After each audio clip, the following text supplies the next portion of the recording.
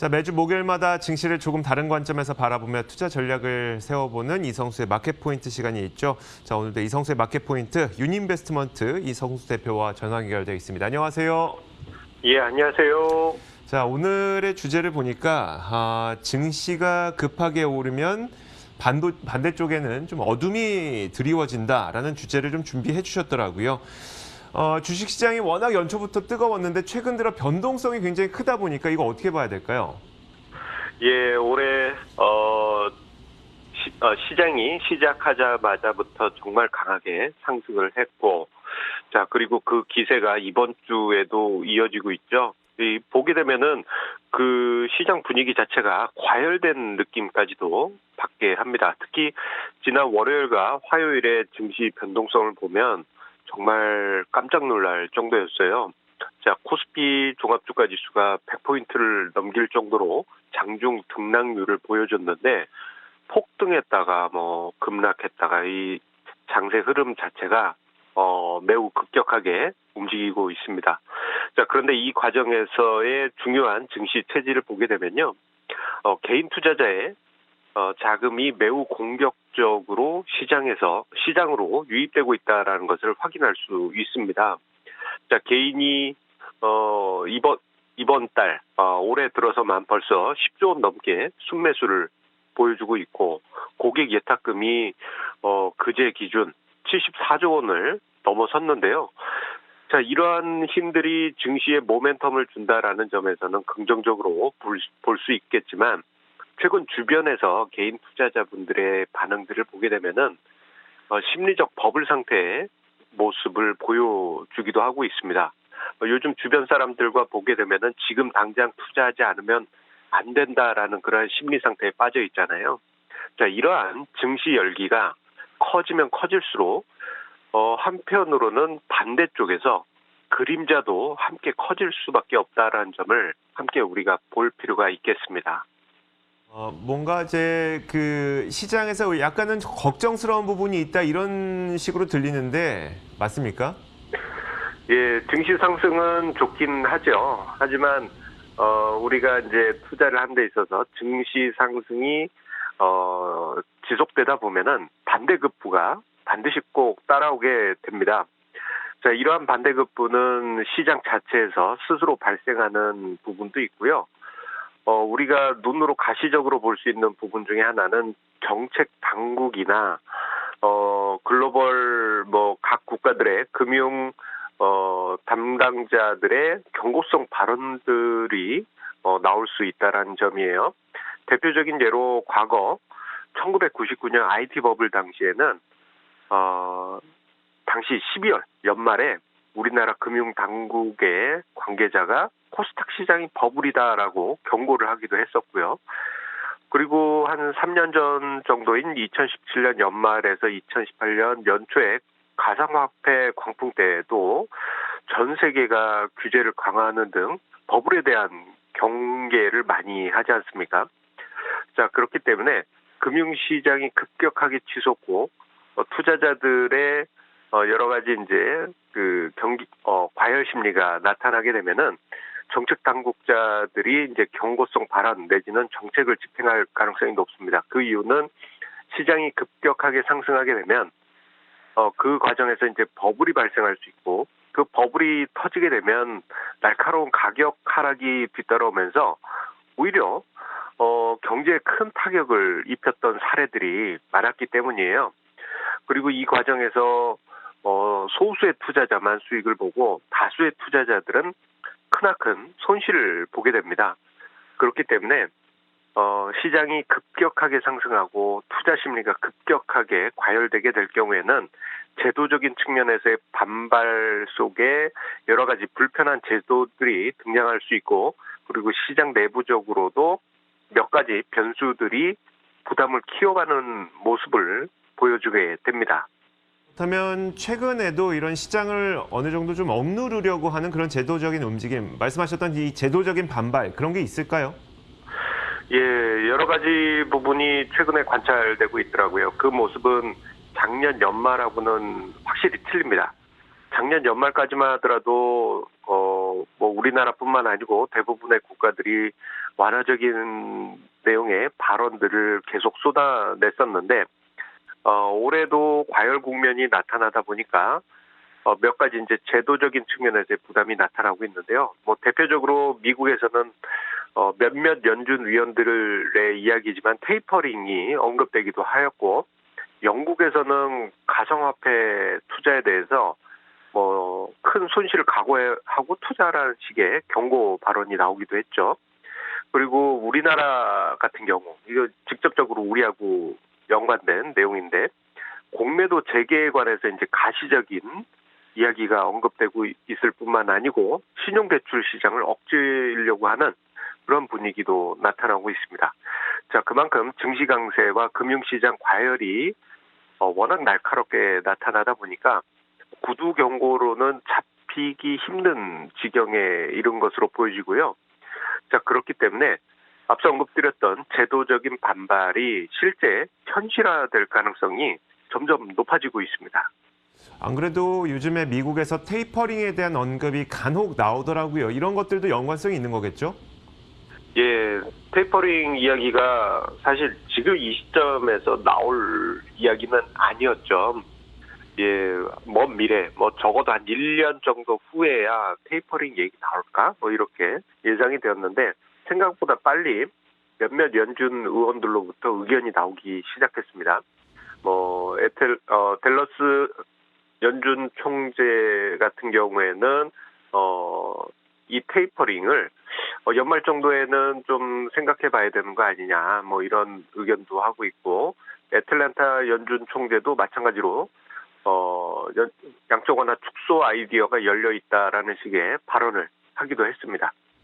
자, 그런데 이 의견은 연준 의장의 입에서 나온 게 아니다 보니까 뭐 증시에 직접적인 영향을 주진 않겠지만, 우리가 요 관점을 가져볼 필요는 있을 것 같아요. 우리가 아주 먼 미래, 뭐 눈에 보이지 않는 미래에 테이퍼링이 나오겠지라고 생각했던 게 눈앞으로 다가왔다라는 것이죠.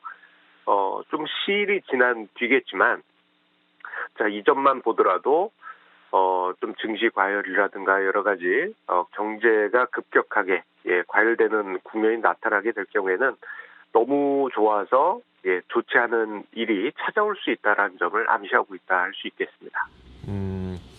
한국에서도 이런 제도적인 측면에서 시장을 어느 정도 좀 시켜주려는 그런 움직임들이 나타나고 있는 것 같은데, 공매도 재개가 바로 그거 아니겠습니까?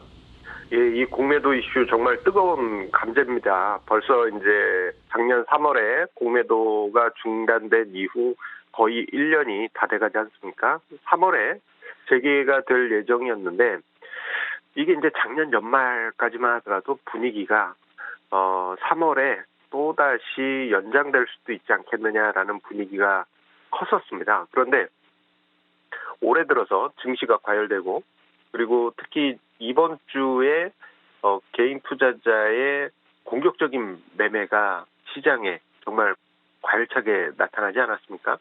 거래대금도 사상 최대를 만들었고, 그리고 개인 투자자 순매수도 사상 최대를 만들 정도로 정말 강한 개인의 과열된 분위기가 나타나다 보니까 정말 제 생각에는 좀 전격적으로 이 의견이 등장한 게 아닌가 싶습니다.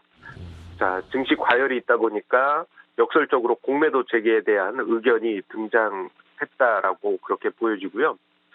이 공매도의 순기능이 있다 보니까 이 정책 당국에서도 이제 공매도 카드를 꺼낼 수밖에 없는 그러한 고민을 한 것 같습니다.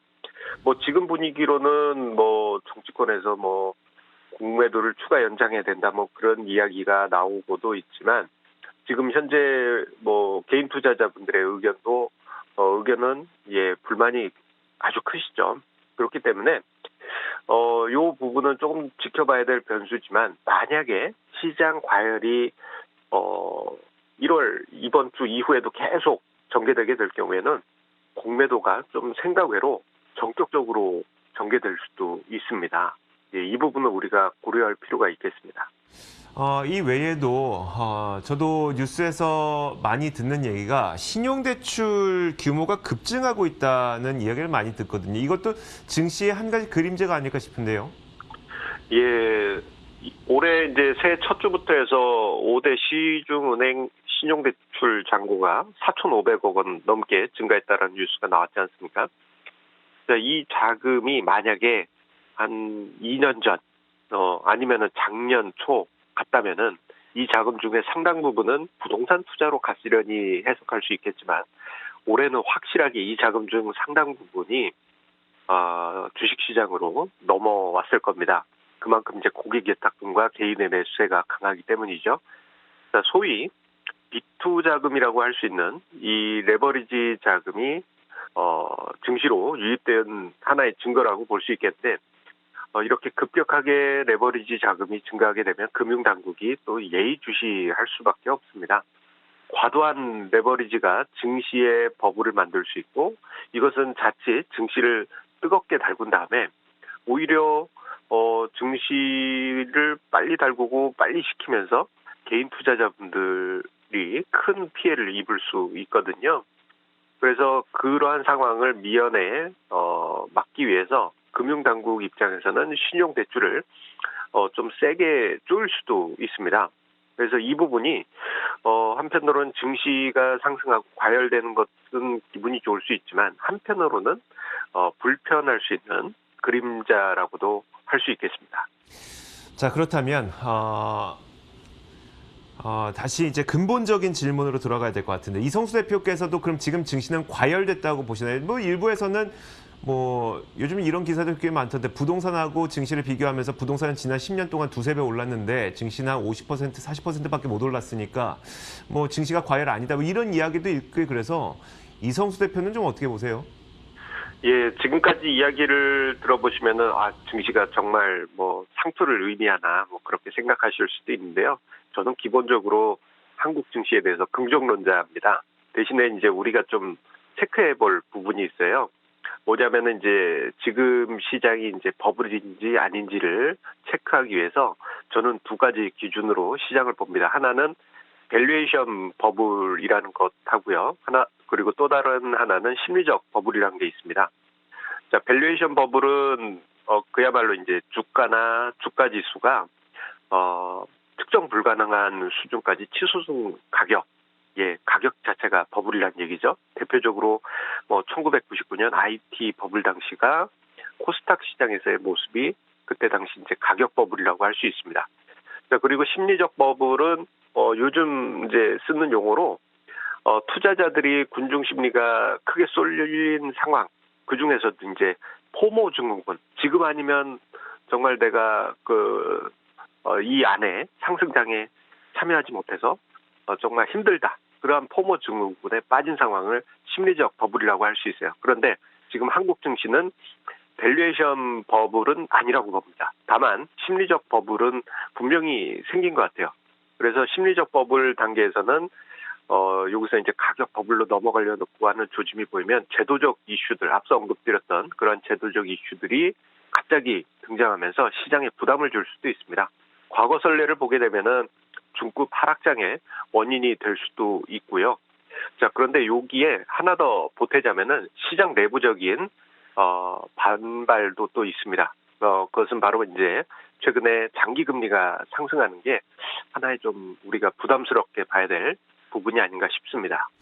장기 금리가 일종의 트리거가 될 수도 있다는 약간의 경계 섞인 목소리를 내주고 계시는데 그러고 보니까 미국도 그렇고 우리나라도 그렇고 장기 금리가 최근 들어서 굉장히 가파르게 올라가고 있더라고요. 예, 뭐 최근 며칠 사이에는 좀 진정 국면이 나오곤 있지만, 자, 미국 10년 국채 금리가 올해 들어서 1%를 넘어갔지 않습니까? 예, 깜짝 놀랐습니다. 정말 빨리 올라가기 때문에. 그런데요, 이렇게 급하게 장기 금리가 상승하게 되면은 채무자들의 부담이 커지게 돼요. 이 채무자라고 하는 것은 우리나라의 채무자분들뿐만 아니고 이걸 이제 채무를 많이 가지고 있는 취약국들까지 포함이 됩니다. 그래서 금리가 급격하게 오르게 되면 약한 고리에 문제가 발생하게 돼요.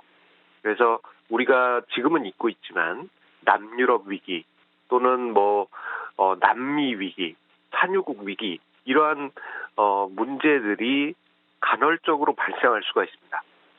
그래서 장기 금리가 급격하게 상승하게 되면요, 이러한 문제가 발생할 수 있기 때문에 우리가 이제 장기 금리 추이를 예의주시해야 됩니다.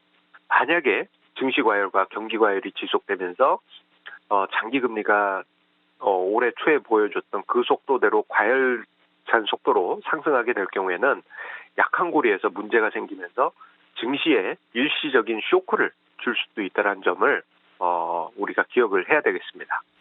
지금까지 하신 말씀을 좀 쭉 정리를 해보니까 일단 한국 시장에 대해서 긍정적인 마인드를 갖고 계시는데 최근 들어서 몇 가지 시장에 나타나고 있는 현상들이 좀 조정이 나올 수 있다 이 정도로 바라보고 계시는 것 같거든요. 이거 어떻게 해석해야 될까요? 이 지금까지의 내용을 모두 종합해 본다면요. 예, 이 부분 시장이 조정이 나올 것인가 이 부분에 대해서는 우리가 좀 예측할 수는 없는 영역입니다. 왜냐하면 지금의 시장은 군중 심리에 의해서 움직이는 부분이 있고 그 군중 심리는 예측 불가 영역입니다. 그런데 우리가 이제 앞서 언급드린 내용들을 종합해서 생각해 보자면은 대응 관점에서 시나리오를 짜볼 필요가 있겠어요. 만약에 여기서 시장이 급격하게 추가 상승하고 과열된 분위기가 나타난다 한다면 앞서 언급드린 제도적 이슈들이 갑자기 현실화될 수가 있습니다. 공매도도 제도 개선 없이 시행이 될 수도 있고 신용융자도 갑자기 중단이 될 수도 있고 신용대출도 갑자기 중단이 될 수도 있고요. 뭐 여러 가지 이제 제도적인 부분이 현실화될 수 있기 때문에 증시가 급등하게 될 경우에는 우리가 좀 불편하게 생각하면서 단계적인 현금 비중 확대를 감안해 봐야 되겠고요. 반대로 증시가 조정이 오게 되면은 이거 불편하다. 그렇게 생각하지 마시고 오히려 지금 조정이 나오면 숨고르기 조정이 나오는 오히려 기분 좋은 조정이라고 그렇게 이해해 주시길 바라겠습니다. 네, 알겠습니다. 자, 지금까지 유니인베스트먼트 이성수 대표와 함께 이야기 나눠봤습니다. 오늘 말씀 고맙습니다. 예, 고맙습니다.